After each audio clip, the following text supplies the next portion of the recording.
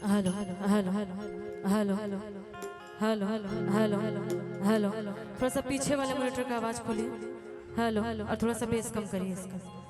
Hello hello hello आदरणीय बड़े भैया अंश यादव जी जहाँ पर भी हो मंच पर आकर अभिषेक भैया से मिल लीजिए। अंश यादव जी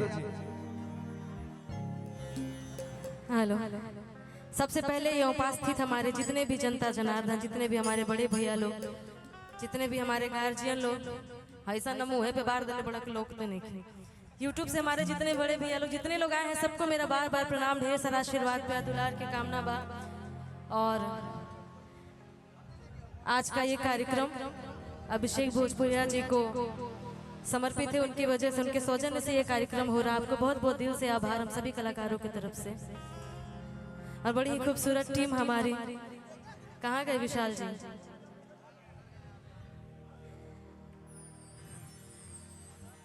थोड़ा सा संख्या कम हो गया, जब हम आए थे तो उस समय संख्या थोड़ा ज्यादा था।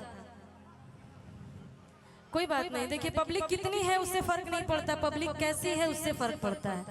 लोग थोड़े ही हो लेकिन एंजॉय करें, बस उतना ही काफी है। तो जो आप लोग गीत कहेंगे वही गीत से शुरुआत करेंगे। अच्छा बताइए क्या सुनिएगा?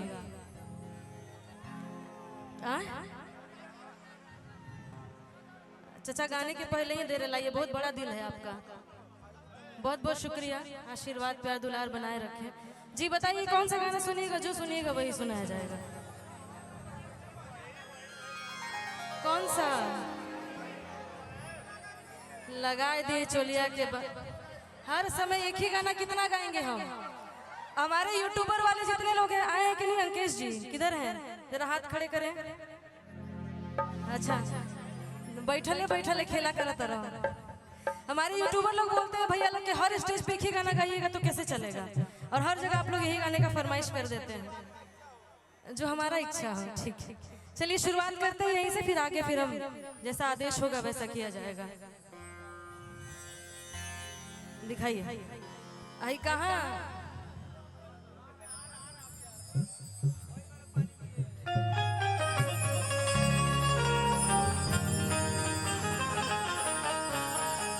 आप संभाल लीजिए तब तक।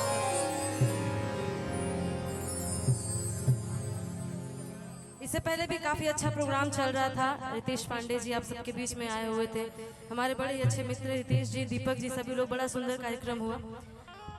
थोड़ा सा हम भी अपना कोशिश करें। दिखाइए भैया।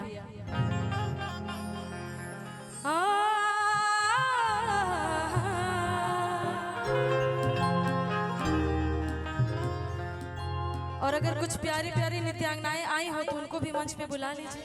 आई हैं, आ जाइए। चलिए नृत्यांगना लो ही किसिया भी झार लेनी, अरे पिन्ही लेनी साड़ी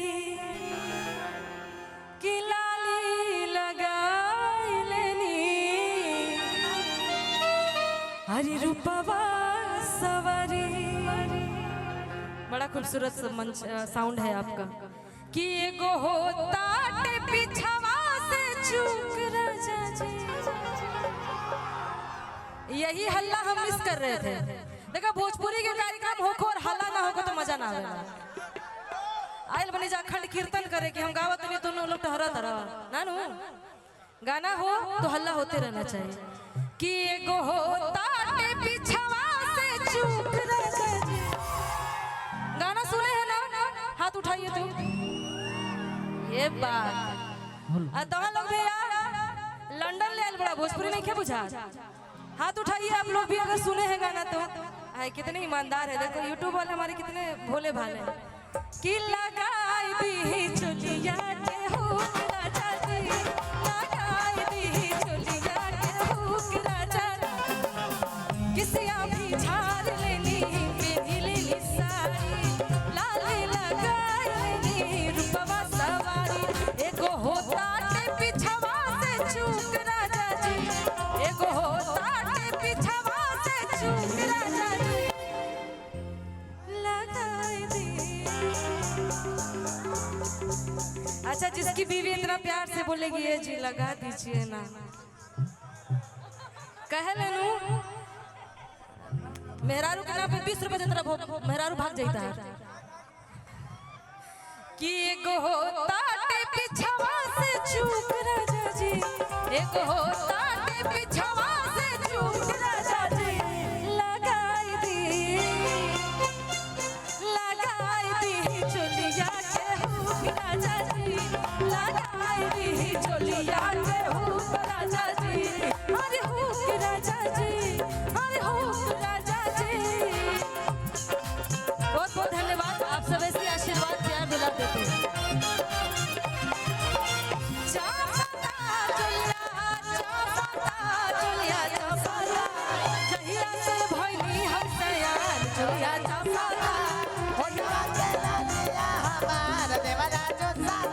ढेर सारा पुरस्कार है, आशीर्वाद प्यार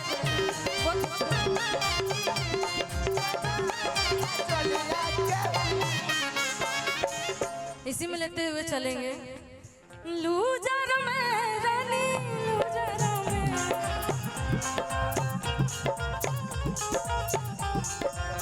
लूजर में रानी लूजर में कुछ भी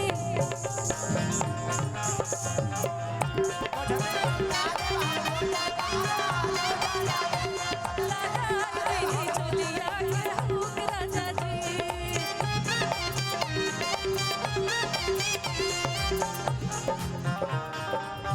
हेलो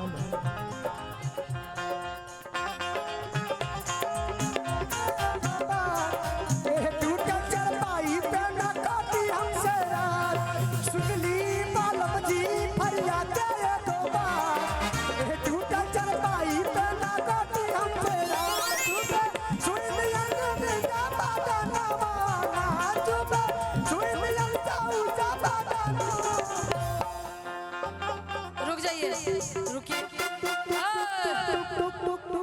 इसी एल्बम में एक और गाना था कि सकेत होता राजा जी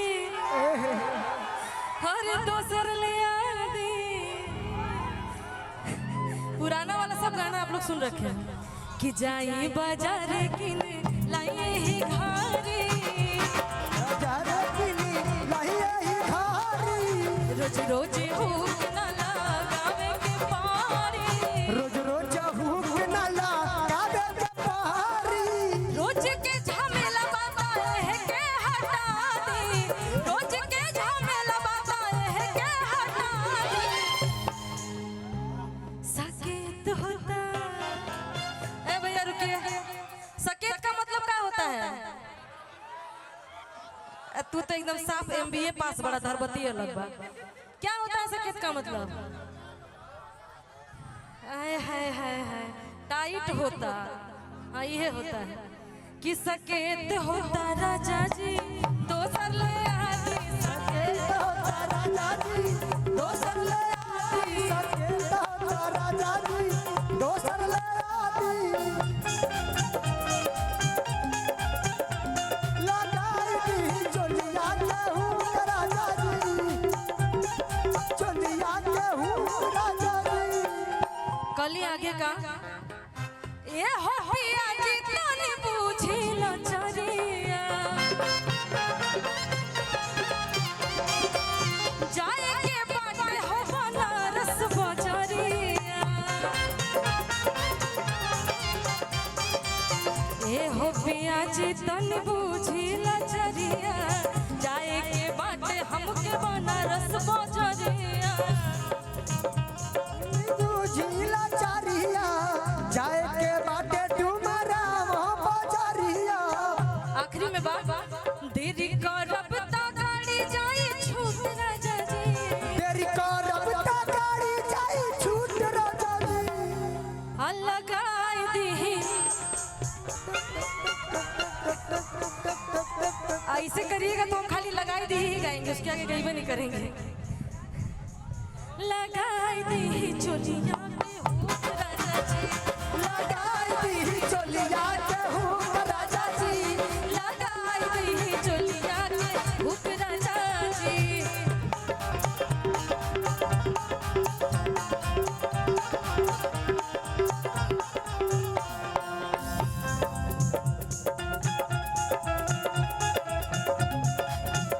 तो हर मोट